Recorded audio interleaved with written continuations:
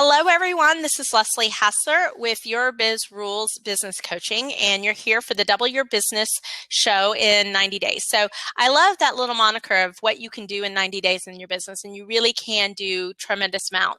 Today, we're talking about improving your sales and closing more clients. Now, if you have been with us so far this year, we're on episode 9, which is kind of fun, but you know that what we're doing is we're basically taking each one of these strategies and tactics that you can use to grow your business and highlighting one element of it over each week.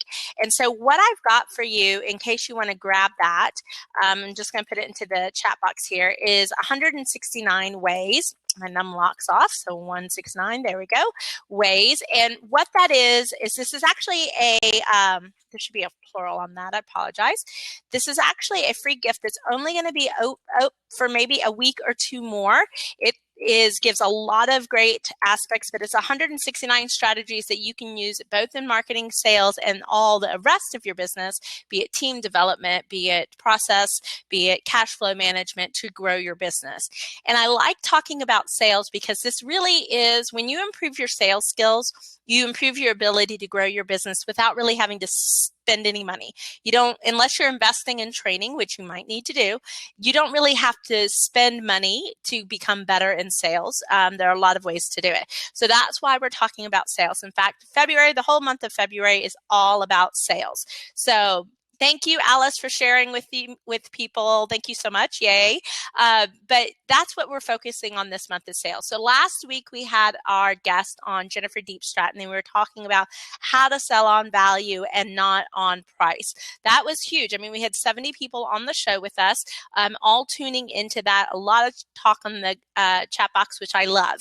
In fact, I encourage you to chat with us. In fact, I'm going to open up the seat later for some Q&A. I really like to open it up to people that have been chatting with me on the chat box. So I get to know you a little bit better, and then you can come on.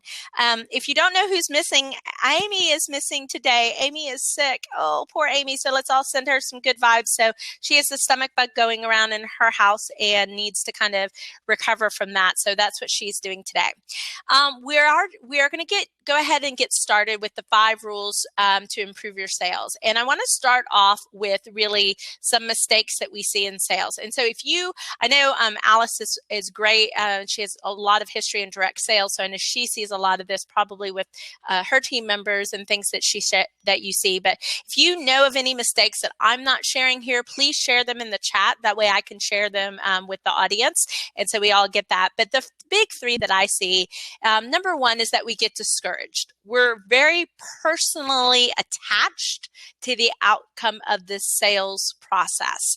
And when we become personally attached to what happens at the end, we tend to take no's personally. So every time we get a no, we tend to bring that into our self-worth of they're saying no specifically to you. Now, there might be a lot of reasons that people say no. It could not be the right product for them. It could not be the right time for them. It could be that, yeah, maybe you did need to improve your sales process, but there's a lot of reasons why somebody might say no. The one thing that I can give as an encouragement here is that a no today is not a no forever. In fact, that's one of the ways that I see holes in people's sales funnels, is when we assume that a no today means a no forever. So we'll never reapproach, we'll never check base with a client, we'll never continue in the follow-up. A no today just means a no for today. And so we really need to understand how that fits into our realm. Now, here's what happens to me. Excuse me, it's a little allergies here in Texas. But here's what happens. When we take so many of these no's so personally, we start to get really discouraged, right? We start not wanting to have sales conversations because we don't want another person to say no. Well, when we start to do that, what starts to happen is it's really interesting, but we start to shut down the sales pipeline in some impacts. And if you will, imagine a hose. You know, if sales is like water flowing through a hose, if you've ever been out in your garden and you've been watering your garden, you know that you can kind of kink the hose and it stops the flow of water coming out. Well, every time we get frustrated with a process like this in our business, essentially people's human nature is to kink the hose, right? To start slowing it down because we don't like what's coming out. So we kind of kink it. Well, when you're doing this, you're really kind of drying up the sales process. And I've seen this time and time again. I actually had a client that I was working with who I think we quadrupled her leads coming into her business, but not one sale was being made. And that says it's not so much a marketing problem, right? It's a sales problem. And what's creating the sales problem?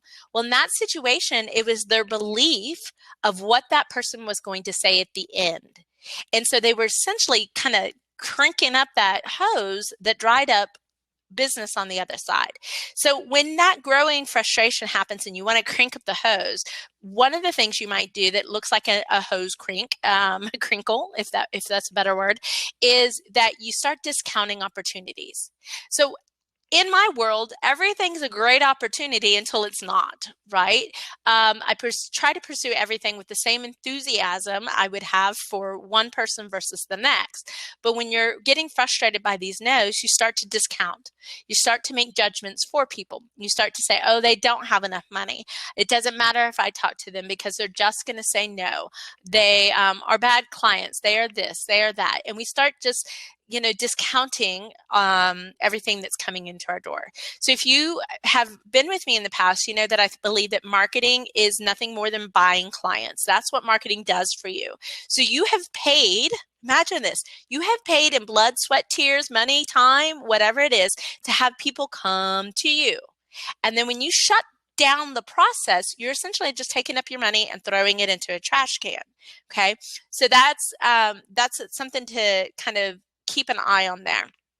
The second thing that I see happen when people get discouraged is they start to make their clients prove themselves, right? If you've had enough bad client experiences, this might be something that you've done in your business where you start making that next client have to prove themselves. And in order to do that, they have to jump through more hurdles, right? They have to prove themselves worthy of you. Well, we do that in the thought that the good ones will get through. There's a difference between qualification and making a sales process really hard, okay? The good ones don't stay around for the hard part, right? They understand qualification and they're willing to do what they need to do there. But when it's hard, they go elsewhere. Part of it is there's somebody on every block that does what everyone else does that's sitting here. So if you know that, if you feel that tension of competition, but really the sales is yours to lose. And I don't want you to lose it because you're putting in hurdles. Now, what might a hurdle look like? This is priceless. You get a phone call. Hi, I'm really interested in finding out about your services. Well, that's great. Have you looked at our website? That happens, right? That's happened. I've heard my clients say this. Go to my website. You have a live, breathing person on the phone. You don't send them to an inanimate object that can't really foster that know, like, and trust element. So that's a hurdle. That's saying, I don't want to take the time with you because you're not worthy. I don't believe that you're going to say yes. When somebody picks up a phone call, they are hot and you need to deal with them in that way. Our second mistake that we see, and by all means, if this sounds familiar to you, let me know out in the chat box. If you have other mistakes that you see that you have done yourself, you see other people, let's share those, because I really like to share these aspects more, that we have the ability to say, oh, that's me. You're right. I do need to think about these things. But until we're talking about these as entrepreneurs and as girlfriends, if we have all girlfriends and friends here kind of outlined, we never see where our opportunity is to improve. And that's one reason we're talking about these. So the second major mistake that we have is lack of consistency. And I kind of, fits and starts, if you will. Marketing and sales typically, for, I'm going to say 95% of the people out there, are skills we have to feel our way into and get good at in order to be comfortable. There are natural salespeople and there are natural marketing people. And so maybe they don't struggle with the most of this, but for a majority of the people, you have to feel your way into this process. So with sales, when it feels icky to you or it feels uncomfortable to you, you have that fit and start kind of aspect, where you're like kind of lunging forward with the car, if you need a visual there. And in this instance, typically where we are, if you think of the turtle and the tortoise and the hare, we're more like that hare that gets up and gets going, but then needs to take a break than we are about the tortoise that slow and steady wins the race. That's what sales is slow and steady wins the race, not this whole fits and starts. And so when you do that, what that does in your business is it slips you into what I call the cash roller coaster. And the cash roller coaster looks a lot like you have to go find clients, you do the work. You have to go find clients, you do the work. And your bank account kind of goes up and down too. And while that might be thrilling for some, it can get quite exhausting really fast.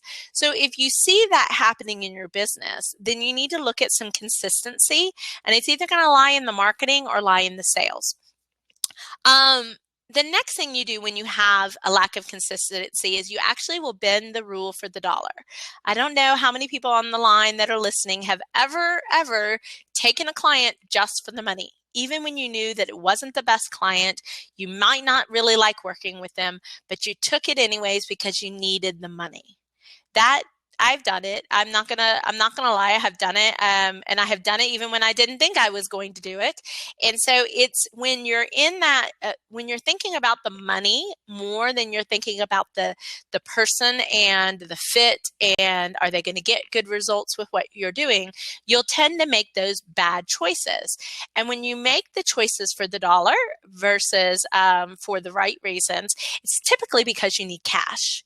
And if you need cash, you got to go back to that consistency, right?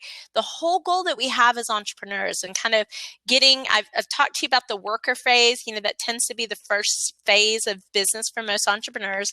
And then they go into the employer phase, and then they go into the entrepreneur phase. Well, that first phase of workers, all about that cash roller coaster. It's all about, not having systems, not having process, not having a way to make things easy, and in some ways subconsciously choosing to keep it hard. Whereas that entrepreneur, we're looking for the way that we can really keep things consistent in a very easy way.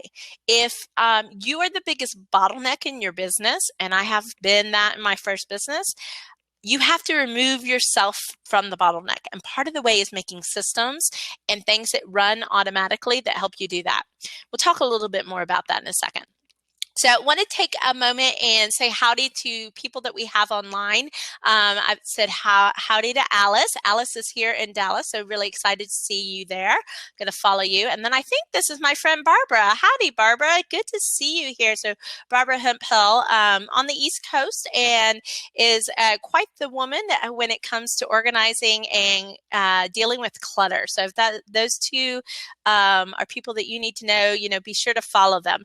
And then I know we've got some other viewers watching that aren't kind of online. We had Simone was here earlier. Simone's been on a couple of other shows. And typically how it works on Blab is that it takes a while for people to come on. So it takes a good 20 or 30 minutes for really a lot of people going on. But I'm going to go ahead and just share a little bit out there and see how we're going to go. So by all means, please, if you have any questions, let us know in the chat. We'll be happy to take those and check out your comments. Just going to look at my show notes here for a second. So the next part that I wanted to talk about before we got too far is really talking about the shifts that are happening in the marketplace. Well, howdy, Michael. Nice for coming on. Thanks so much. And then I think we just got another new person on. Oh, your characters are all in Russian, so you'll have to let me know who you are, and we'll kind of go from there. But we're talking about how to double your business in 90 days, improving your sales and closing more clients here. And we've just been over the mistakes that we make when it comes to sales. We're going to kind of head into discovering the shifts in the marketplace. A lot of people are aware that things have changed. A lot of people have seen how people make sales decisions a little differently. And so I think we've all sensed this, and it's nothing new. It's been going on for a while, but I wanted to kind of talk about it in just a little bit of detail so that you could actually grasp it and see why your sales process needs to shift along with it.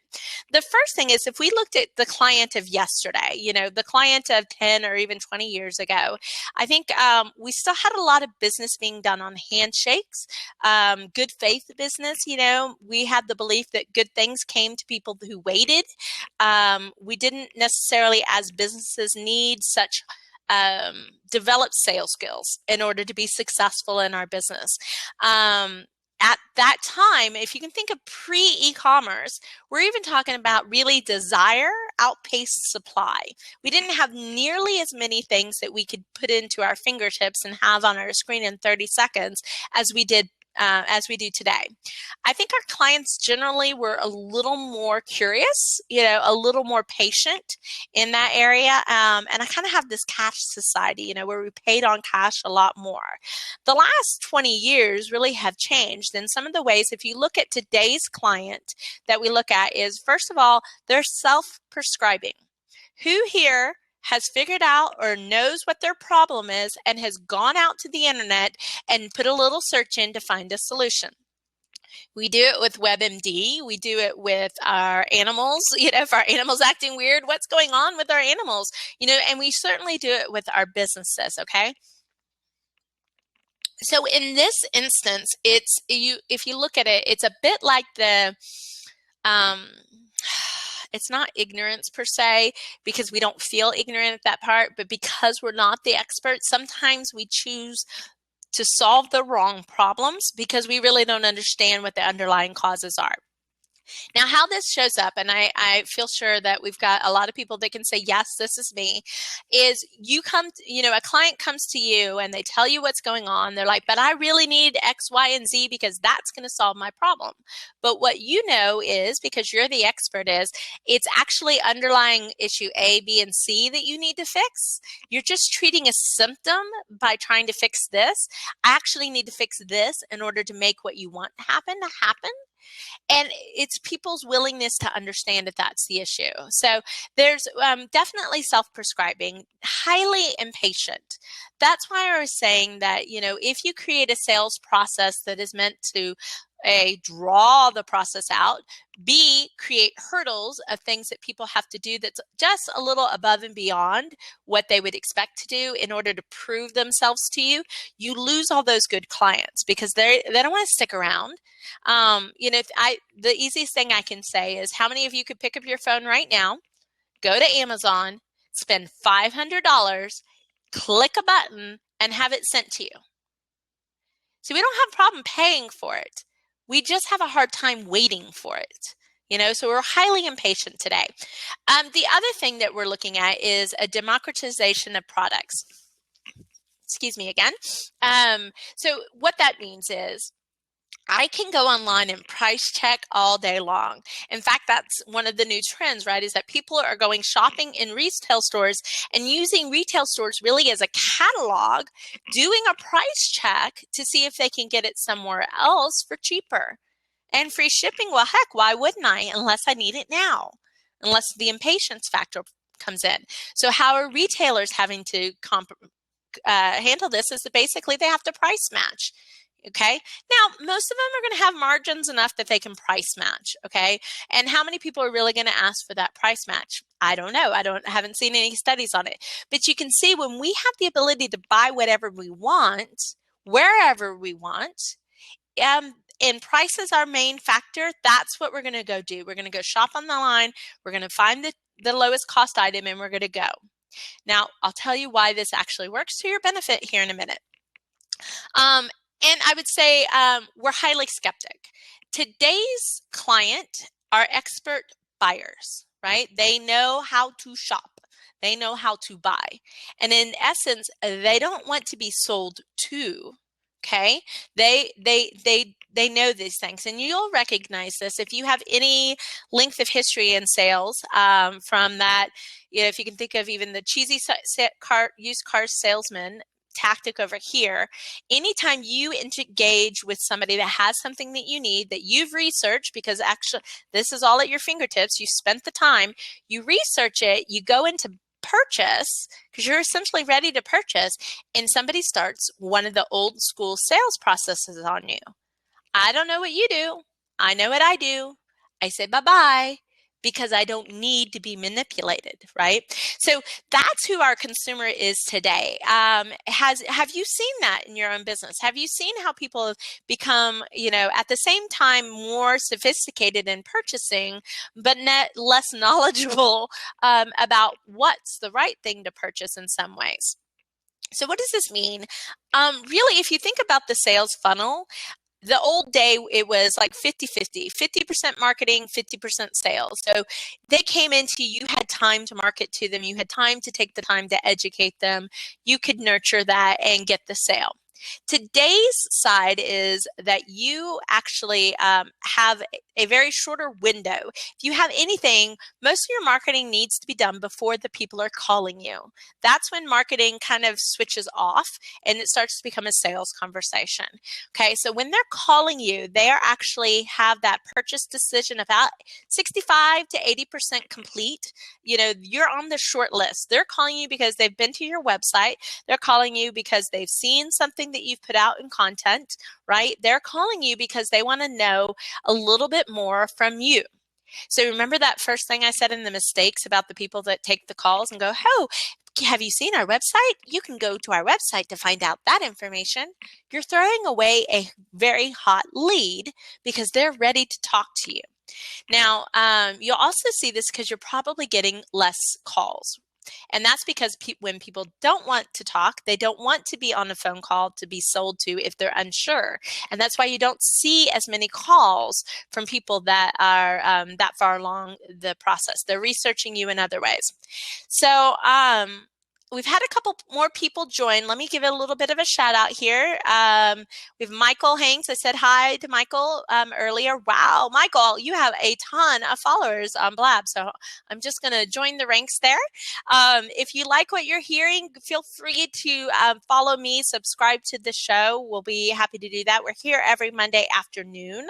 Also, please feel free to share us on social media so other people that need to hear this can come in. I want to take a second and just tell you that the Double Your Business show is really, like I said, on every week, but we're going over a lot of these principles that I share in this free gift, which is at yourbizrules.com/169 ways. So I essentially have 3 years worth of Blab topics. If I just took one part of each of those 169 ways and shared them with you, and that's what we're doing today. We're talking about sales, and we've talked about the mistakes that you can make with sales. We've talked about the shifts happening in the consumer base. The chat roll is a little quiet, so feel free to chime in over there. If you have a question, let me know. Thank you, Michael, for sharing us out there. Howdy, Evangelos. We've got a couple more people that are joining, and that's what your social shares do for us, is they bring other people into our party, and we get to have a lot more fun. So how's everyone doing? Is it making sense for you, what we've been talking about with the mistakes and then the shift in consumers and how they respond to our marketing message and sales messages? I hope so. I'm going to take a quick drink. I'm going to get into the 5 rules of sales. And if you've been around my business, at least you'll know that I have 5 rules for almost everything. That's part of the Your Biz Rules kind of mantra. But why I have these rules is because it's really easy, if you think about it, when we've systematized something, to absorb the information and use it. So that's what we're going to go into with the 5 rules of sales. And let me just share with you what the first rule is. And the first rule, I've got my little show notes over here. So I'm just going to do a little copy paste real quick here, because I told you I cannot talk and type. It's virtually impossible. But the first rule is about redesigning the sales process. And here's one of the best comments I think I ever heard. Is basically, no one wants to be sold to, but everybody loves to buy. And so if you redefine what selling is it's just the opportunity to help someone buy. Now, based on what we shared about the changing consumer, that they've got 65 to 80% of the purchasing decision already done by the time they call you, that basically means they need help buying. So if they're not going to buy from you, they will be buying from somebody else. So it's your sale to lose if you think about it there. When we look at this sales process, you may have heard a few of these things that I talked about earlier, but the first thing we want is to be very welcoming.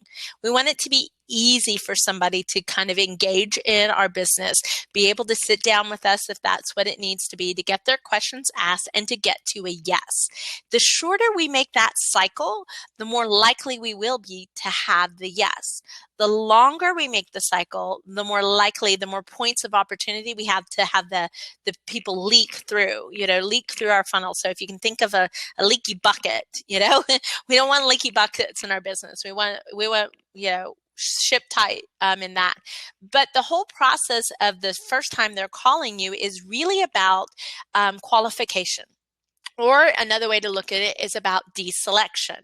I love this concept of deselection. I use it from a client-facing perspective. I use it from a employee facing perspective. Is I want to be so strong in communicating who we are and who we serve and what we stand for that the people that it resonates with, the ideal people, say yes. But the people where it doesn't resonate, they say no, not for me, and they move away. So I'm already qualifying people without having to work too hard on it. But still some people come through.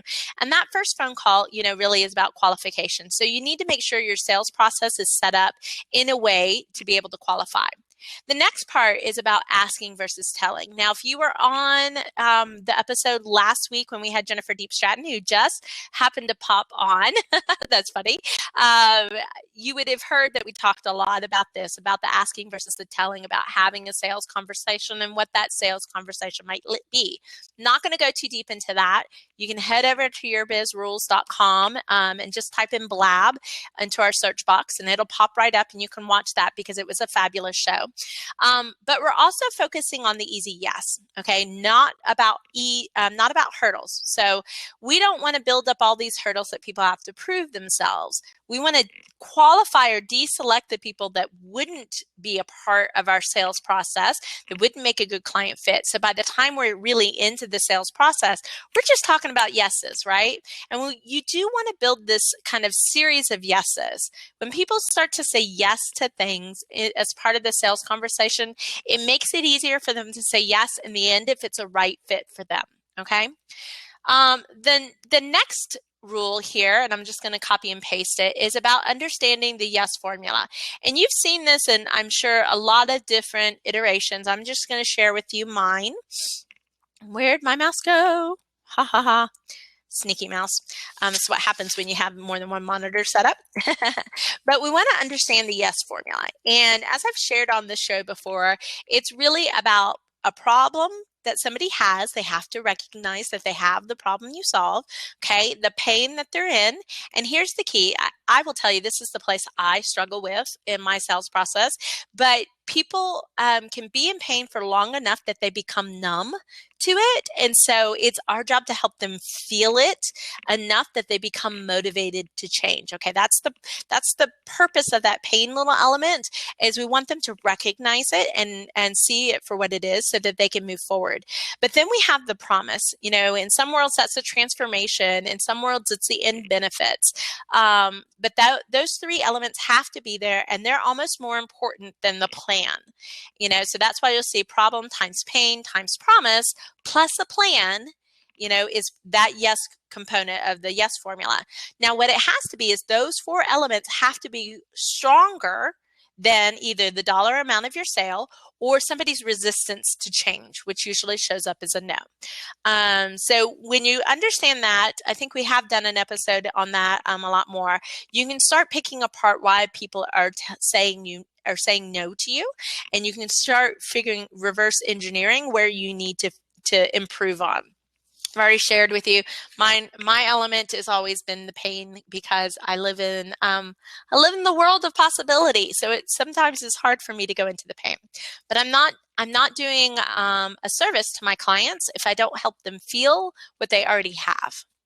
Our third rule of sales is leveraging your cost of acquisition. This is not always something people know to do. I went ahead and I included the definition of how you would figure this out. But it's basically if you took the total marketing dollars that you've spent, and if you're not spending dollars, then you're spending time, and you monetize that time, and you can use that number. But you take that total marketing dollars spent and divide it by your total clients. Okay, whatever that number is, that's your cost of acquisition. That's how much money you have to spend in marketing to produce a sale. Okay. Now, then you're going to compare your total revenue, total gross revenue divided by number of sales, and that's your average sale. Okay. I know a little bit of math. Hang in with me. What you're looking for here is a good ratio. Okay. You don't want your marketing to be so high and your sales to be low, because then what you're doing is you're losing money on every sale. That'll put you out of business. You want the reverse to happen. You want the cost of acquisition to be optimally low or optimally effective. And that number could be 500, it could be 50. I don't know for you without looking at your business.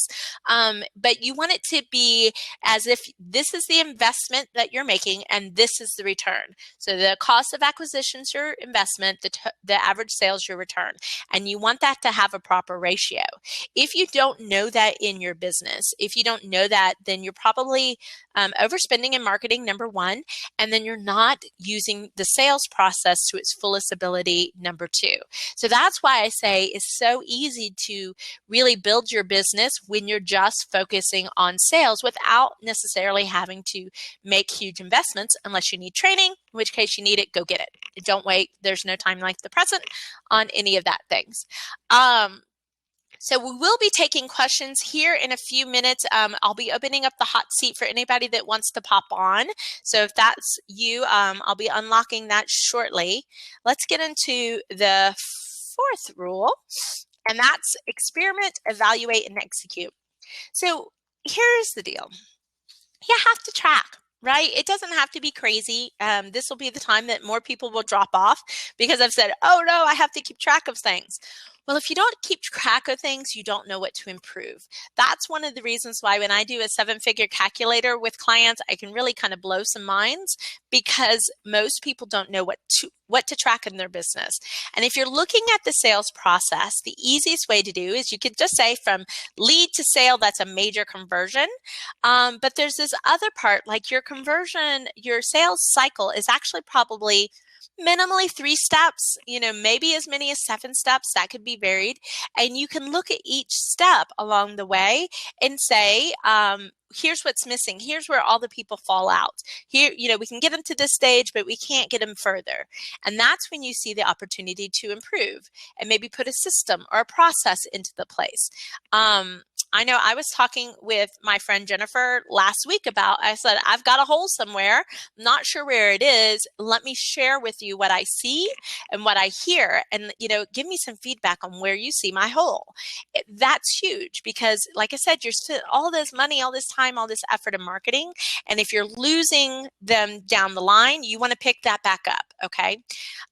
There's also, I'll go back to this. We're talking about the sales process and as a whole, and maybe you have one product, but if you have one product and that's one product is what's kind of tripping everybody up, maybe you need a way for somebody to say yes at every level. Okay. So we're trying to maximize all that effort that we're spending in marketing. The last part of this really is about, I know, not so fun. It's fun for Barbara and I on the line. I'm sure Alice has one for herself as well, but it's called systematize the process. You cannot relieve any of your workload if you are having to redo the wheel every single time you're doing it. So as much as you can, systematizing what you have means that you become better at it, you can do it quicker, and you can do it with less effort. There's less physicalness that have to go into it. So what we tend to not want to do is document anything because, oh my gosh, that means I have to sit down. We just negate the part that says that if we do it, if we build it once by documenting it and creating the system, then we can use it forever. The huge thing here for a lot of business owners is, think about this. If you were going to sell your business, if you don't have systems in place, you can never sell it because an investor doesn't want to buy a job. They want to buy a company, hire somebody to replace you, and make money off the business. That's really where systems kind of come in. So from day one in your business, you can be systematizing your process. You can be documenting it.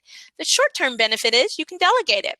When you've come good at it and your business has been built up to a level, you can hire a salesperson to come in, train them in your process, have key metrics to understand if they're doing well or not, and be light years ahead. You've just kind of hired another mini me, and that's fabulous. So really what we want to look at is if you believe that marketing is the fuel for your business, I want you to see that sales is oxygen. You can't do without either. Sure, you can hold your breath for a minute, but that might not do well for your business. You might turn blue in the face and then pass out. So you have to look at the fact that you have to systematize as much as you can of your marketing, as well as much as you can of your sales, so that you have fuel and you have oxygen in your business. Otherwise, you'll kind of shrivel up and die. We don't want that to happen. That's not on our mission. So that's what I have mostly to share with you. I've shared kind of a lot over a little bit areas, and this is kind of one of those high level episodes that we have out today. If you are just joining, I've seen a few people pop in and off. So I think we had, let me see if I can find your handle. Is it Kihar Ilas? Join us. It's 22 days on Blab, so thanks for joining us.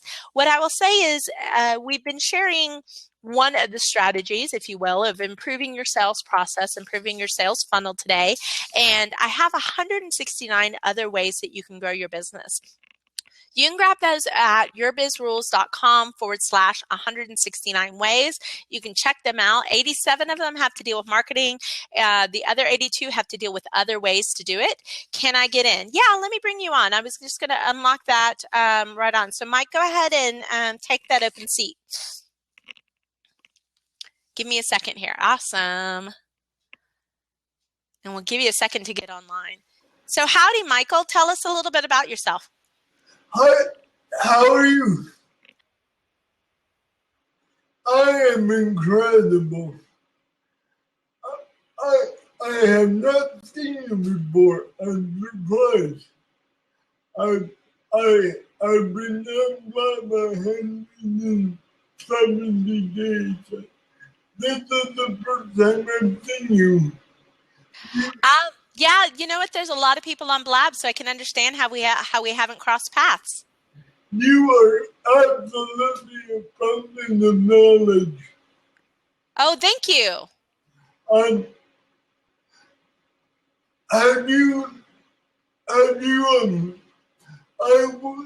Can you have a look at my webpage? Can I take a look at your webpage? Can you type in the URL? My webpage is on my profile. Okay, give me just a second. Okay, give me just a second. Let me pop over there. Because that's one of the things that our web pages are doing is if you look at it, websites are a marketing tactic, but you start the sales process in your marketing. So let me kind of put it over there. Okay, so Michael, what is your question? Okay, at the moment I have no sales. At the moment you're not there? At the moment I have no sales. Oh, you have no sales. Okay. What is it that you do? Are you a speaker? How did you know? Okay. So I guessed just a little bit from here. Let me just take a look. Michael, who's your favorite speaker? Tony Robbins. Okay. If you went to look at Tony Robbins, how would his homepage differ from yours? He's more dynamic. Let me see. Tony Robbins is dynamic as a speaker, but if I look at it from not comparison, maybe person to person, just comparing element to element. So if you looked at what his front page is all about, he is about selling his product, right? I pulled up his. He's about attending an event. It's very focused in what's on there. I had a sneaky suspicion that that's what you were looking for that you're a speaker here. And for speakers, having a website is important because that's where people go to validate you or to validate who you are and what you say you do. Yeah. And you've got a video on the front page, and that's great, but there really isn't, there's not a whole lot of sales message on here or a marketing message on here. It's a little light in text and a lot of heavy in the tabs that are on your website. Yeah. And in that case, what I would say is it needs like a singular focus. So like I said, I would start with a singular focus. Tony Robbins has 3 or 4 focuses on there, but he's a much larger brand. And it's, what's the goal of the website? Is it that they're going to book you? Is it that they're going to call you? Or is it that they're going to watch a video? What's your goal for a user to have when they come on? I need them to book me. Okay. So the booking process typically is about somebody submitting an RFP or saying we'd like you to, fill out an application and for you to have a conversation with them. Would you say? Right. Okay. Also, they're going to want to see the video. So the video on front is really good in that respect. But along with just having a little bit more of a marketing message, and some ways that don't judge me for the wheelchair I'm in, judge me for the man that I am, is even more important than your name. Yeah.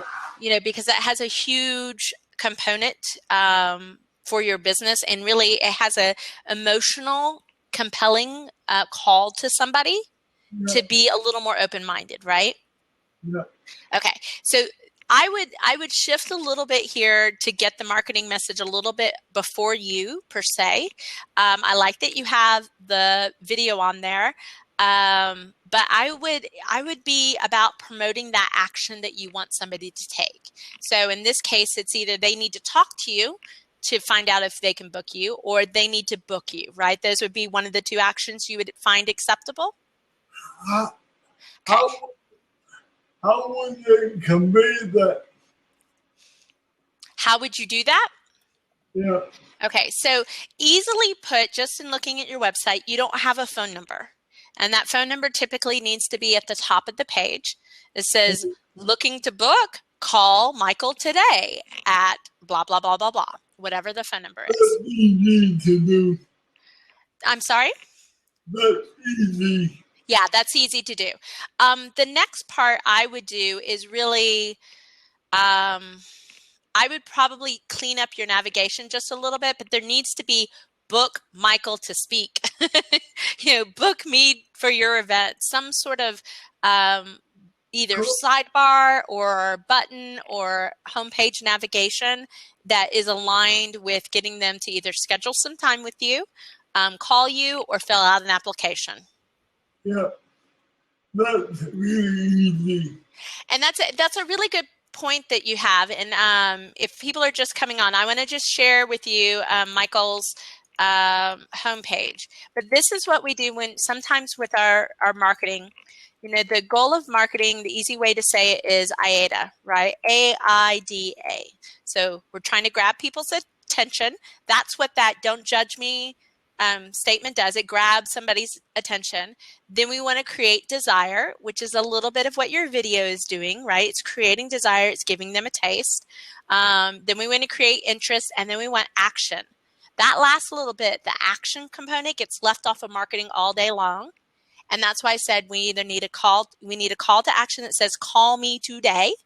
And it's in your face as it is, because, we're hard to read, and some days we don't see things unless it's big and bold. And then that booking. So if you think about every bit of your marketing, it needs to have the desire to create something. Either a phone call, an email, an application, whatever that is. So if you always think about that and have those call to actions, that might help more. But let me ask, do you have a speaking agent? Are you working with a speaking agent? No, I don't. I'm doing it all on my own. Okay. I am not the best at getting myself booked to speak. That's why I have agents that do it for me. But that might be another strategy that you look into. I know my agent that has me, that books my Speak to Sell, where I speak for free. I only pay her when I get a booking. And then it's up to me to be able to do that. But if you're doing paid speaking, which yours is a little probably more motivational, there are definitely people out there that, are interested in booking. So it might be another strategy that you want to look into as well. Okay, thank you very much. You're welcome, Michael. Good luck to you. As I said before, you are a fountain of knowledge. Oh, well, thank you. That's what I'm here to do. I'm here to share, because that's when we all get better, isn't it? It is. Thank you very much. You're welcome, Michael. I've got one more. Let's see what time we're at. We're here. We can probably take one more open seat. I'll say goodbye to Michael. Thanks so much. Be sure to come back, because I'm sharing this much on everything. But thanks so much. Oh, you're getting so much love over there. I'm not gonna turn you off until the love goes away. I need all the love I can get. Isn't that the truth? We all need love. Have a good day. Thank you, sir. Have a great day. You too. All right, guys, if we've got anybody else that wants to come on board, please feel free. We've got about enough time to really take one more call. We were just talking with Michael, and let me get Michael's last name here, Michael Haynes. And, Michael has that aim to share with it a message, and he's got the spirit to do it as well. So we were just looking at his website that's not really generating any action. A couple things that I didn't share with you, Michael, when we're on there, but websites are also very long-term strategies, so that you have to build up a lot of traction for those things to really churn to. But I think getting a good sales message in there, which is the action that you want somebody to take, is huge and key in making sure that your marketing actually generates leads to turn into sales. So let me see, do we have any more questions out there or any other comments? We have an open seat that's available that I'll hang out for a minute or two more as we kind of get in there. But if you've just joined us, we've had a few late joiners. So let me say hi. We have, is it Lamy, Lamiae, who has joined us. So I'll go ahead and click follow. So I love following. We have Eunice here with My Biz Marketer.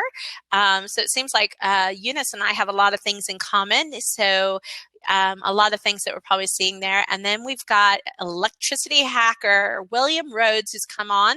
Love that Flash, Python, JavaScript. I'm sure those are all coding languages that I know nothing about. But good to have you on. So we've been talking about the 5 rules of sales, and I've kind of shared what those were in our chat box, but we can recap them really quickly.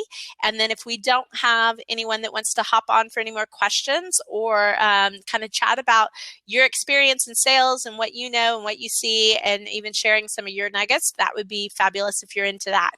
But we talked about the fact that we have to redesign our sales process to really meet people where they are today as today's consumer. We talked about understanding the yes formula and using that. So a good, Michael, if we come back into this, is really like, why does somebody want you to speak to them? You're pulling you've got my attention with your quote at the beginning of your website, that don't judge me for the wheelchair I'm in, judge me for the man I am.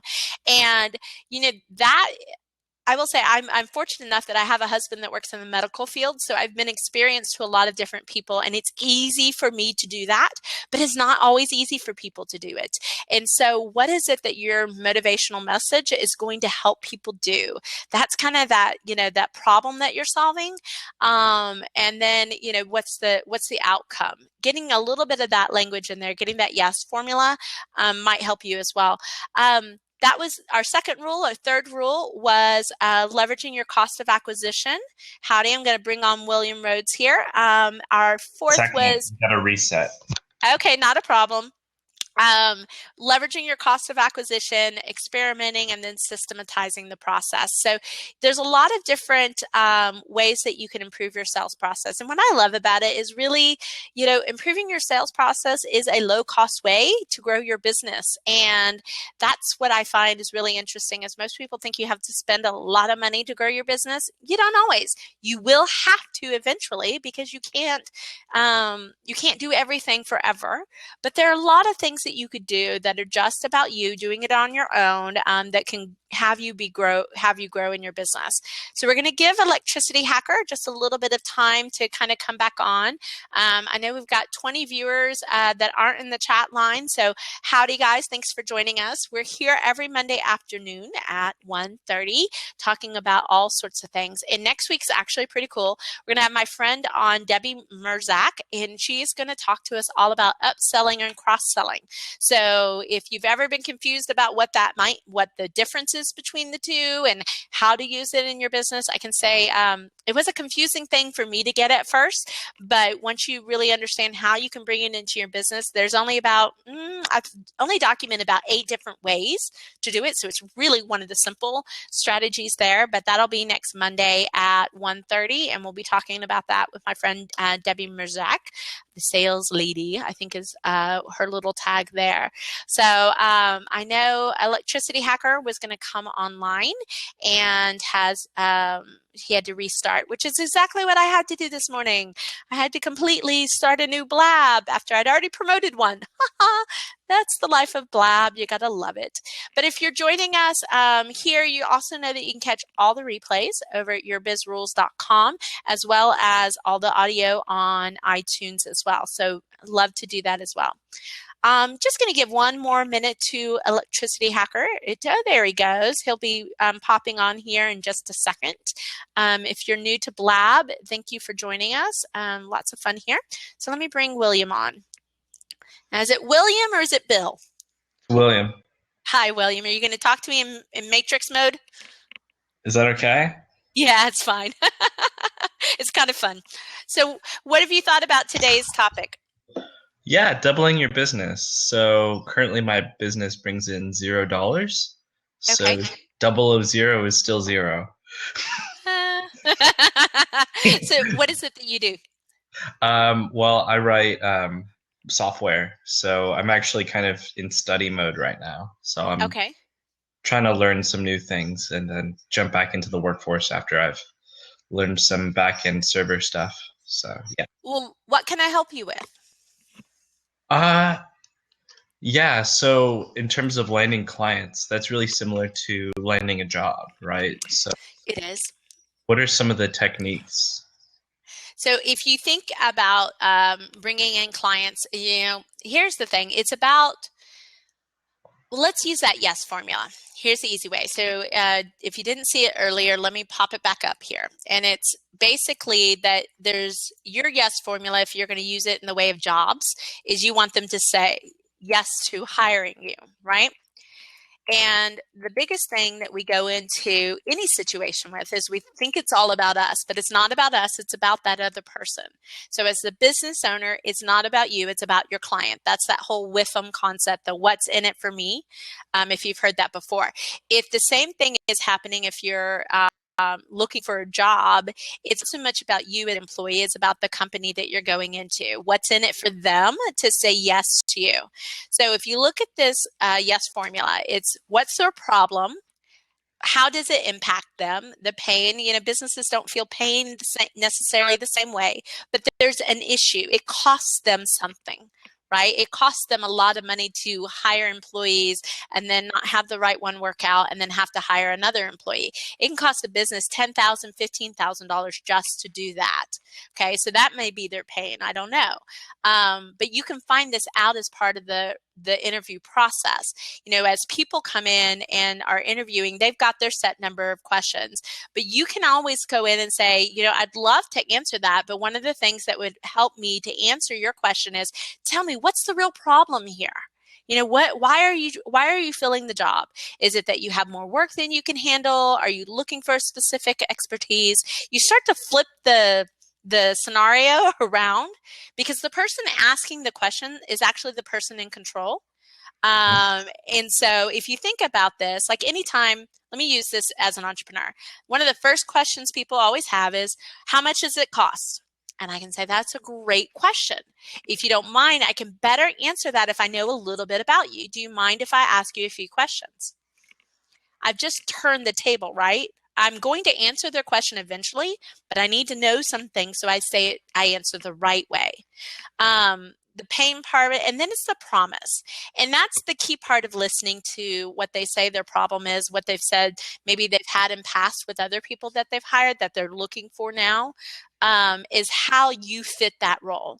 You have to be ethical here. You have to be honest. It's really easy as an employee or looking for a job, even when you need a job, to be a little stretch. Be ethical, because they'll figure it out soon enough if you can't fulfill on it. But then you can always put into the plan. You can be like, this is how it would work, because I know you need somebody to, get on board as soon as possible.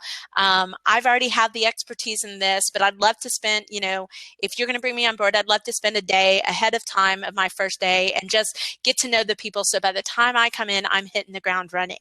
There's not an employer out there that wouldn't love that kind of enthusiasm. Mm-hmm. Does that help at all? Yeah, those are some really insightful tips, not only in business, but also in just interpersonal as well. It is, and that's what makes this stuff so groovy, is that because it works with human nature, you can almost take this stuff and make it work in any situation, mm-hmm. because we're just working with humans. So, any other questions? I feel like that's, let's see.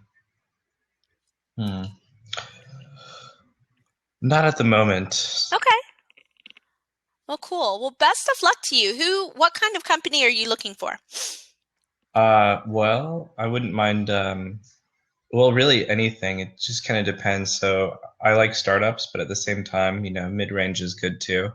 Okay. I like smaller businesses because I feel like at a big corporate entity, I'm just like another cog, and I feel mm-hmm. like I'd be more valuable like in a smaller startup sort of sense. So, yeah. Well, what I would say is don't be afraid to reach out. Don't just wait for the job postings. In my career, I have found at least half of my jobs just by calling up and saying, hey, I'm starting in this industry, or I'm new in this town, or I'm wanting to shift where I am. Do you mind if I just come in and find out a little bit more about your company? And 9 times out of 10, it's well, we don't have any positions open. Not a problem. I just want to come in, ask you a few questions, see if a company like yours might be a good fit. And through the course, I inadvertently have worked myself into 2 really good jobs that way because I showed initiative, and while they might have been thinking about hiring, they just hadn't made it all the way to hiring because it's actually a process. It makes a big commitment if somebody doesn't have an HR process. So if you're looking for a startup, a mid-range startup, that's got a little stability that you really could have impact at, don't be afraid to quote unquote cold call and set up like a little informational interview and get your foot in the door. Because the biggest question you can ask while you're there, well, if you don't have any positions available, who do you know who does? Nice. Okay. Thanks. Okay. So, because I know, don't wait for necessarily job postings. Go out and find it for yourself too. Definitely. Cool. All right. Well, thanks for coming on. Good luck to you. All right. Okay, guys, we're going to wrap up. We're getting to the end of the hour. Join me next Monday for at 1:30 Central Time. I'm actually going to have on my friend Debbie Merzak, and we're going to be talking about upselling and cross-selling. If you haven't had a chance to grab it and you want to take advantage of it, I know we've just got a few people that come on. But the Double Your Business Show is really about sharing the strategies that I share with my clients to double their business in 90 days or less. And I've got so many stories, but I'll share one with you right now. As a doctor's office that I'm working with, beautiful facility, a wellness center, kind of integrated medicine, as it were. For 9 weeks, they really didn't see any clients coming in the door. We just shifted and added one strategy in this 169 ways. And that one strategy has had their business grow 136%. So they did have some clients. They had like 20 appointments a week. And right now we should be getting close to about 60, which will put us they should be at full capacity in 2 more months. So that's pretty outstanding in what they're looking to do. So if you want to grab these strategies and just see a few of them, see where you are in your business, I would grab them now, because we are actually revamping this gift, and I'm going to make it a little more simple. So if you want it all, go now. Otherwise, you'll get still good stuff, but it'll be a little more simplified, trying to make sure that it's all usable. But thank you so much for joining us. My Biz Marketer, thank you for chiming in over here on the chat board. I really love that. We had a few latecomers. My friend Joan. So Joan, thank you for jumping on. And then Mr. Scott Broker came on as well. So thanks so much. Joan says, nice to see you. Love seeing you out, encouraging all. That's part of the mission of my business, of Your Biz Rules Business Coaching, is I'm here to help people at any level. And this is how I help people at any level. And so there's lots of ways to work with me, but this is definitely a fun way to come play. So thanks so much for you guys. Thanks for joining us. And until then, meet me back here Monday at 1:30 Central Time every week for the next installment of the Double Your Business Show. Thanks so much. Have a great afternoon.